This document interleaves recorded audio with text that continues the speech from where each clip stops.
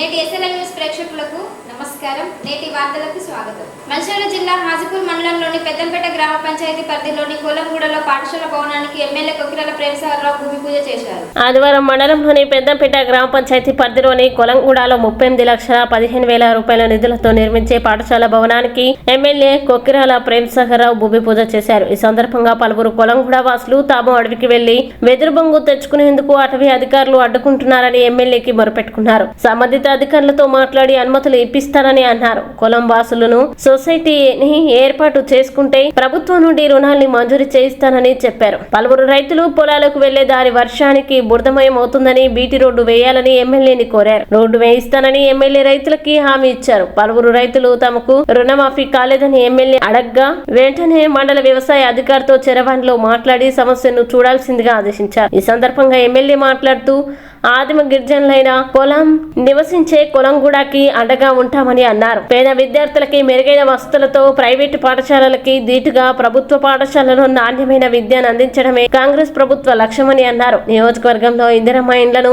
మొదటిగా కొలంగూడకి మంజూరు చేయించి గృహాలకు సోలార్ విద్యుత్తును ఏర్పాటు చేయిస్తానని హామీ ఇచ్చారు. ప్రతి ఇంటికి త్రాగునీరు అందించి వారి జీవన ప్రమాణాలు పెంచేందుకు కృషి చేస్తారన్నారు. వచ్చే వర్షాకాలంలోపు గిరిజన గ్రామానికి అన్ని సౌకర్యాలు కల్పిస్తామని తెలిపారు. గ్రామంలో 700 ఎకరాల ప్రభుత్వ భూమి ఉండగా ఫారెస్ట్ అధికారులు ట్రెంచ్ కొట్టారని పలువురు ఎమ్మెల్యే దృష్టికి తీసుకొని పోగా సర్వే చేయించి ప్రభుత్వ భూమి అని తేలితే పేదలకు ఎలంపల్లి నిర్వాసితులకి పంపిణీ చేసే కార్యక్రమం చేపడతామని పేర్కొన్నారు. ఈ కార్యక్రమంలో TGEW, ICD, IDC, DE Srinivas, AE Rajesham, MEO Pochanna, Karnamamidi PSCS chairman Kota Sattaiah, Mancherial PSCS vice chairman Srinivas Goud, Peddampeta మాజీ సర్పంచ్ పొట్టాల సుమలత, శ్రీశైలం గౌడ్, మాజీ ఎంపీటీసీ బాలరాజు, బ్లాక్ కాంగ్రెస్ అధ్యక్షుడు పూదరి తిరుపతి, కాంగ్రెస్ మండల అధ్యక్షుడు తోట రవి, స్థానిక కాంగ్రెస్ పార్టీ నాయకులు పొట్టల శేఖర్ గౌడ్, కోట నర్సా గౌడ్, తనుగుల టింకు రవి గౌడ్, నీరటి పెద్దయ్య, మాజీ ఎంపీపీ కోఆప్షన్ ఎండి రఫీక్, మాజీ ఎంపీటీసీ ఒడ్డె బాలరాజు, మార్కెట్ కమిటీ మాజీ వైస్ చైర్మన్ ఒడ్డె శ్రీనివాస్, నాయకులు దోమాటి సత్తయ్య, గడ్డం వెంకటేష్ తదితరులు పాల్గొన్నారు.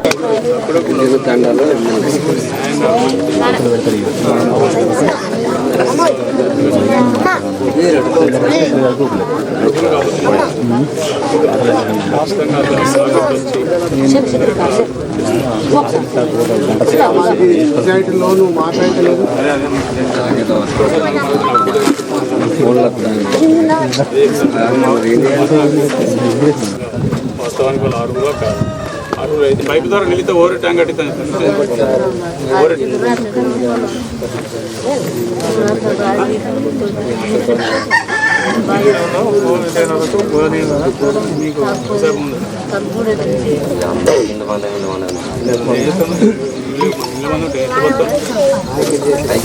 ఇల్లు చెప్పండి. 42 ఇస్తాయి ఇల్లు. వీళ్ళందరికీ ఇల్లు స్లాబ్లు వేసి కట్టిస్తా. అంటే ఇంకొక 2 నెలలు పడుతుంది శాంక్షన్ అయినాక నియోజకవర్గం మొట్టమొదటి ఇల్లు చేస్తా. 45 ఇళ్ళు, వాటికి రోడ్లు, డ్రైన్స్, మంచినీళ్ళ సప్లై, కరెంటు ఇవన్నీ చేస్తారు. ఇది కాక ఇంకా మీకు ట్రైబల్ ఎస్టీ సప్లై కింద వేరే డబ్బులు ఉంది. మీరు ఎట్లా పోతారో చెప్పి నేను చేస్తే పోతారు చెప్పి దానికి ఆ బతుకు దగ్గరకు దానికి కూడా ఎవరైనా పడిస్తారు. ఏం పని చెప్తారు? ముట్టలు వెళ్తారా? ముట్టలు అనుకుంటారా? ఈ బొంగు పైసలు లోన్ ఇప్పిస్తా. ఇంకో మీరు అమ్మిన కట్టిన మనం తయారు చేసిన బుట్టలు కూడా నేను పంపిస్తా. అమ్మితాను కూడా పంపిస్తా. పాటిస్తుంటే మనం బొంగు ఇప్పిస్తా. నేను అందరూ కలిపి ఒకటే చెప్పండి. 40 మంది 40 కుటుంబాలు 100 మంది ఉంటారు. ఎందుకు నాకు అట్లా ఆలోచించుకో చెప్పండి. ఇక్కడ సాయంత్రం అనుకుంటా మాత్రం చెప్పండి. కరెక్ట్ దసరా కూడా మీకు డబ్బులు సంబంధించిస్తా. ఈ కార్యక్రమం స్టార్ట్ అయితే ఇల్లు కూడా మీకు స్టార్ట్ అవుతుంది. ఈ 3 సంగతి నాకు వదిలిపెట్టింది. ఇల్లు మంచి నీళ్ళు అవన్నీ నాకు వదిలిపెట్టింది. మీరు సొసైటీ చేయండి. 20 లక్షలు అందరూ సొసైటీ చేయండి. 20 లక్షలు. ఇక స్కూల్తో పాటు ఈ నియోజకవర్గంలో ఆదిమ గిరిజనులు ఇందిరామని ఉన్నారు. కొలాములో కొలం అంటే ఆదిమ గిరిజనులు, గొండోళ్ళు, నాయకపోళ్ళు, ఇంకా కులం మన్నే కిందికి పోయినప్పుడు వెళ్తారు. వీళ్ళు 45 కుటుంబాలు ఉన్నాయి. 45 కుటుంబాలకు ఇందిరామైన్లు ఒకసారి ఇంకో 2 నెలలు పడుతుంది. వచ్చిన తర్వాత మొట్టమొదటి 45 ఇళ్ళు కొలంగూడకి శాంక్షన్ ఇస్తాను. ఇది ఫైనల్ క్లియర్. ఫస్ట్ వాళ్ళకి ఇచ్చినాకనే వెళ్తాం. రెండోది ఆ కాలనీకి సంబంధించిన మటుకు అన్నీ కలిపి ఒక కాలనీ కడతాం. దానికి డ్రైనేజ్ వ్యవస్థ కానీ, మంచినీళ్ళు కానీ, సిమెంట్ రోడ్లు కానీ అన్నీ చేసి పెడతాం వాటికి. దాంతోపాటు సోలార్ పెట్టేసేస్తే కరెంటు బాగా పోతారు. సోలార్ పెడితే ప్రతి రాంగా బ్రిడ్జ్ అయింది కానీ దానికి అప్రోచ్ వస్తుంది కదా, అది కూడా కంప్లీట్ చేసి మంచినీటి ఒకరే ట్యాంక్ కట్టి మంచినీటి వ్యవస్థ ఇచ్చారు. దీంతోపాటు వాళ్ళకు వ్యవసాయం చేసినప్పుడు కూలీ లేకపోతే కూలీ లేదు కాబట్టి వాళ్ళు బతకడానికి బుట్టలు అడుకుంటా ఉన్నారు. దానికి సంబంధించిన బొంగు ఫారెస్ట్ డిపార్ట్మెంట్ నుంచి వాళ్ళ సొసైటీ ద్వారా ఇప్పించి దానికి కావాల్సిన పెట్టుబడి 15 లక్షల 20 లక్షలు ఎంత అవసరంతో ఆ పెట్టుబడి కూడా ఇప్పించే పాటు తీసుకుంటాం. ఇవన్నీ కూడా ఇందిరా మైన్లు సరే రాష్ట్రం ఎప్పుడైనా మొదటిసారి ఇక్కడ ఇచ్చేస్తాం. మిగతా ఇవన్నీ దసరా లోపల వాళ్ళు శాంక్షన్ ఇస్తాం. శాంక్షన్ దసరా తర్వాత వాళ్ళు బొంగు తెచ్చుకొని ఇది చేసుకొని ఏర్పడుతాం. వాళ్ళు అల్లిన తట్టలు కానీ బుట్టలు కానీ అమ్ముకునేందుకు కూడా అన్ని రకాల సౌకర్యాలు కలిగిస్తాం. ఈ యొక్క మొట్టమొదటిది ఇల్లు ఇక్కడ పెడితే మొత్తం కార్యక్రమం ఫస్ట్ ఇక్కడికి వెళ్ళి మరొకటి చూపిస్తాం. వీళ్ళను కొంచెం జనంలో కలుపుతూ వస్తే ఇంకా మనం ఎంత వీళ్ళని అర్థమైతే ఎక్కడ ఉన్నాము తప్పకుండా ఖచ్చితంగా శ్రద్ధ తీసుకొని ప్రత్యేక శ్రద్ధ తీసుకొని నేను తీసుకుంటాను. ఈ రకంగా ఇక్కడ ఖచ్చితంగా సంతోషంగా ఉంది. మా శ్రీశైలం చెప్పిండు 700 ఎకరాల ఉందంటే ఫారెస్ట్లో పంచాయతీ మొత్తం ఉంది. మాకు జిల్లా చిన్న రాష్ట్రం ఉంటుంది.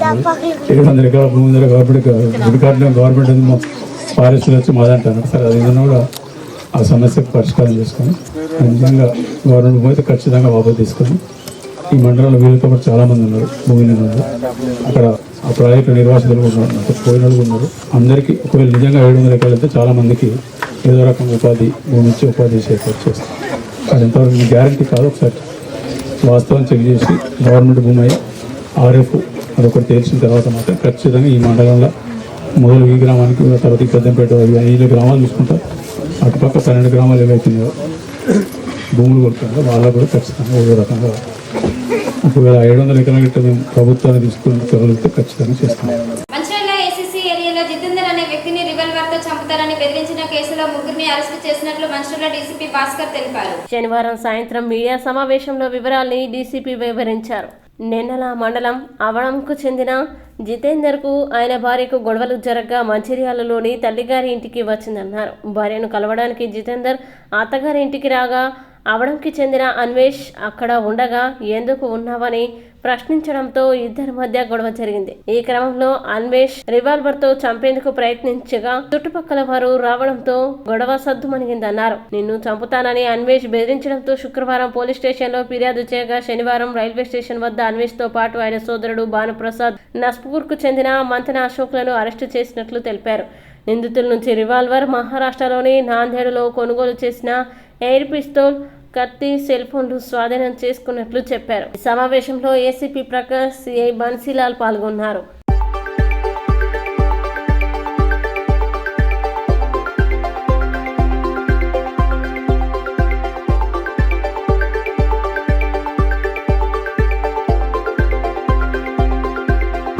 ఐదో తారీఖు రాత్రి 9:30 గంటలకు ఒక ఫిర్యాది పోలీస్ స్టేషన్ జితేందర్ అనే వ్యక్తి నిన్నెల మండల్ అవడం గ్రామం అనే వ్యక్తి మంచిర్యాల టౌన్ పోలీస్ స్టేషన్కి వచ్చి అతని భార్యకు అతనికి గొడవలు జరుగుతున్నాయి కాబట్టి అతని భార్య తల్లిగారు ఊరైన మంచిర్యాలలోని ఏసీసీ ఏరియాలో ఆమె వాళ్ళ ఇంటికి రాత్రి 9 గంటల సమయంలో ఈ కేసులో A1 నిందితుడు రామ్టెక్కి అన్వేష్ 23 సంవత్సరాలు, కార్ డ్రైవరు, అవడం గ్రామం, నెన్నెల మండలం. ఆ భార్యకు అతనికి లీగల్ ఇంటిమసీ ఉందని అనుమానంతో అత్తగారింటికి పోయి చూడగా ఇతను రాత్రి 9:30 ప్రాంతంలో ఆ ఇంట్లో ఉంటాడు. మా అత్తగారింటికి నా భార్య దగ్గరికి నువ్వు ఎందుకు వచ్చావని ఈ జితేందర్ గొడవ పడితే అతన్ని నెట్టుకుంటూ బయటకు తీసుకొచ్చి రివాల్వర్ తోటి బెదిరించి చంపుతా అని దగ్గరికి వెళ్ళి అత్యాయత్నం చేసే టైంలోనే చుట్టుపక్కల వీళ్ళు జనాలు రావడంతో నేను ఎప్పటికైనా చంపుతా అని పారిపోవడం జరిగింది. అదే విషయాన్ని మంచిర్యాల టౌన్ పోలీస్ స్టేషన్లో కంప్లైంట్ చేసింది.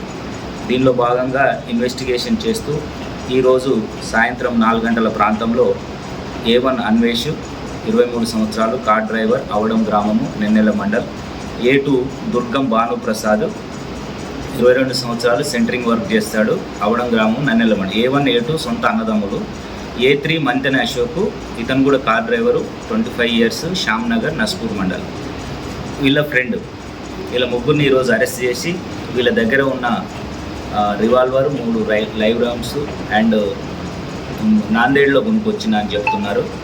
ఇది ఎయిర్ పిస్టల్ అండ్ 2 చాకులు, వాళ్ళ దగ్గర ఫోన్స్ కూడా రికవర్ చేయడం జరిగింది. ఈ కేసులో ఇంకా ముఖ్యమైన విషయం ఏంటంటే ఈ రామ్టెక్ అన్వేష్ అనే వ్యక్తి, దుర్గం భానుప్రసాద్, ఇద్దరు అన్నదమ్ములు. వీళ్ళు ఊళ్ళో కార్ డ్రైవర్గా సెంట్రింగ్ వర్క్ చేస్తూ జల్సాలకు అలవాటు పడి త్వరగా డబ్బులు సంపాదించాలనే ఉద్దేశంతో వీళ్ళు గ్రామంలో ఉన్న జనాలకు తక్కువ రేటుకు బంగారము దొరుకుతుందని చెప్పేసి గోల్డ్ కోటెడ్ కాయిన్స్ని లక్ష్మణ అని ఇతరత్ర అంటే పబ్లిక్ని ఏ విధంగా అయితే మోసం చేయాలో ఆ విధంగా మోసం చేయడం అన్నట్టు. మీ దగ్గర పెడితే మీకు బంగారం వస్తుంది, అదృష్టం వస్తుందని ఒక టైప్ చెప్పడము, తక్కువ రేటుకు దొరుకుతుందని చెప్పడము, ఆ విధంగా చేసి అక్కడ కూడా వీళ్ళిద్దరితో పాటు కామెర మధు అండ్ దుగుట దిలీప్ అనే 2 వ్యక్తులు, మొత్తం 4 అవడం గ్రామంలో దాదాపు మాకు 2 కంప్లైంట్స్ వచ్చినాయి. నిన్ననే కేసు కూడా కట్టినాము. 2 కేసులు నిన్నెల పోలీస్ స్టేషన్ పరిధిలో చీటింగ్ మీద కేసు కట్టడం జరిగింది. చాలా ఓల్డ్ ఉన్నది. ఇది ఈ అశోక్ అనే వ్యక్తి, A3 అనే మంతెన అశోక్ అనే వ్యక్తి దగ్గర ఉంది. దీని హిస్టరీ ఏంటిదంటే ఈ A3 మంతెన అశోక్ వల్ల బావ 8 నెలల క్రితం చనిపోయాడు. అతను తోకల తిరుపతి. ఇతను గతంలో మంచిర్యాల జిల్లా PDOSU అధ్యక్షుడిగా పనిచేసినాడు. తోకల తిరుపతి బావగారు అండ్ ఇఫ్టులో ట్రేడ్ యూనియన్, సింగరేణి ట్రేడ్ యూనియన్లో ఇఫ్టులో కూడా నాయకుడిగా పనిచేశాడు. ఇందారం టేకుమట్ల వెళ్తూ ఉంటే రోడ్డు ప్రమాదంలో 8 నెలల కింద చనిపోయాడు. అతను బతికున్న టైంలో ఆ PDOSU అండ్ ఇఫ్టు ఆర్గనైజేషన్ చేసినప్పుడు అతని దగ్గర ఈ వెపన్ ఉండి వాళ్ళ ఇంట్లో పెట్టుకోకుండా సొంత బామ్మడిది అని అశోక్ ఇంట్లో పెట్టేవాడు. అతను అవసరం ఉన్నప్పుడు బయటికి తీసుకెళ్ళేవాడు, తర్వాత వీళ్ళు ఇంట్లో ఉండేవాడు. అతను చనిపోయిన తర్వాత ఈయన దగ్గర ఉన్నది. వీళ్ళు కార్ డ్రైవర్స్ కాబట్టి ఎట్లాగో వీళ్ళ దగ్గర ఈ పిస్టల్ ఇవన్నీ ఉన్నాయని చెప్తే నా దగ్గర కూడా ఒక వెపన్ ఉందని చెప్పడం, ఈ వెపన్ను వీడు ఈ A2 దుర్గం భానుప్రసాద్ తీసుకెళ్ళి అన్వేష్కి ఇవ్వడము, అన్వేష్ వీళ్ళ టీం అంతా ఈ నేరాలకు పాల్పడుతూ ఉండడము, ఇవన్నీ చేస్తూ ఉన్నారు. ఈరోజు వీళ్ళని సాయంత్రం అరెస్ట్ చేసి కోర్టు ముందు ప్రవేశపెడుతున్నాము. ఈ కేసుని చాకచక్యంగా ఛేదించిన inspector Bansilal and SI Sanath మరియు వాళ్ళ టీము, ACP మంచిర్యాల గారిని అభినందిస్తున్నాము. వాళ్ళకు సూటబుల్ రివార్డు కూడా ఇవ్వడం జరుగుతుంది. మంచిర్యాల విశ్వనాథ ఆలయంలో పట్టణ ఆర్యవైశ్య సంఘం ఆధ్వర్యంలో ప్రతిష్ఠించిన వినాయకుడి విగ్రహానికి మంచిర్యాల ఎమ్మెల్యే కొకిరాల ప్రేమసాగరరావు తొలి పూజలు చేశారు. ప్రత్యేక పూజలు చేయగా పూజారి ఆశీర్వచనం చేసి తీర్థ ప్రసాదాలు అందించారు. అనంతరం మండపంలోనే ఏర్పాటు చేసిన అష్టాదశ అమ్మవార్ల విగ్రహాల్ని ప్రారంభించారు. అనంతరం విశ్వనాథ ఆలయంలోని శివాలయం శ్రీ వెంకటేశ్వర స్వామి ఆలయాన్ని సందర్శించి పూజలు చేశారు. ఈ కార్యక్రమంలో ఆర్యవైశ్య సంఘం పట్టణ అధ్యక్షుడు కొత్త రాజేశం, నాయకులు కొత్త జయప్రకాష్, గంపశేఖర్, విఘ్నేష్, కౌన్సిలర్ మాధం శెట్టి, సత్యనారాయణ తదితరులు పాల్గొన్నారు.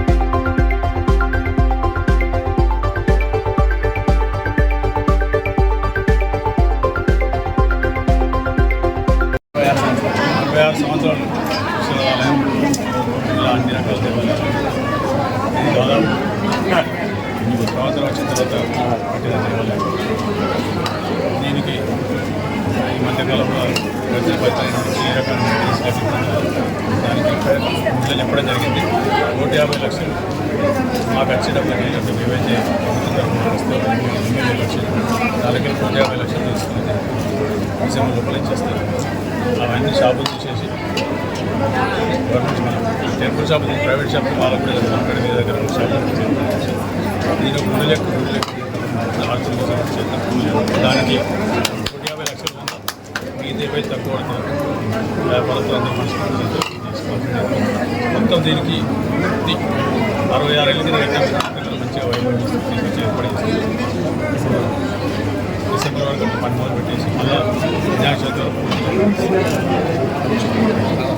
గుడి చాలా పురాతన టెంపుల్ ఒకటి పాత మంది 50 సంవత్సరాల స్టూడెంట్ లైఫ్ నుంచి కూడా ఇక్కడికి వచ్చింది. తప్పకుండా ప్రజలు వాళ్ళకంటే సమాచారం పోలిపోయిన పట్టప్పుడు మనశాంతి ఇళ్ళకి వచ్చి ఆ గుడిని అంటే మనశాంతి కడితే మనశాంతి కలగాలంటే గుడి వాతావరణం ఉద్దేశంతో తప్పకుండా 66 సంవత్సరాల క్రితం మళ్ళీ ఈ సంవత్సరం పునఃప్రారంభించి మళ్ళీ అన్ని రకాల అవసరం పూర్తి ఉపాధ్యాయ వృత్తి నుండి భారత మాజీ రాష్ట్రపతి డాక్టర్ సర్వపల్లి రాధాకృష్ణ జయంతి పురస్కరించుకొని ట్రస్మా ఆధ్వర్యంలో ఏర్పాటు చేసిన గురు పూజోత్సవం ఎమ్మెల్యే కుక్కిరాల ప్రేమసాగరరావు పాల్గొన్నారు. ఉపాధ్యాయ వృత్తి నుంచి భారత మాజీ రాష్ట్రపతి డాక్టర్ సర్వేపల్లి రాధాకృష్ణ జయంతిని పురస్కరించుకొని ట్రస్మా ఆధ్వర్యంలో ఏర్పాటు చేసిన గురు పూజోత్సవంలో ఎమ్మెల్యే కుక్కిరాల ప్రేమసాగరరావు పాల్గొన్నారు.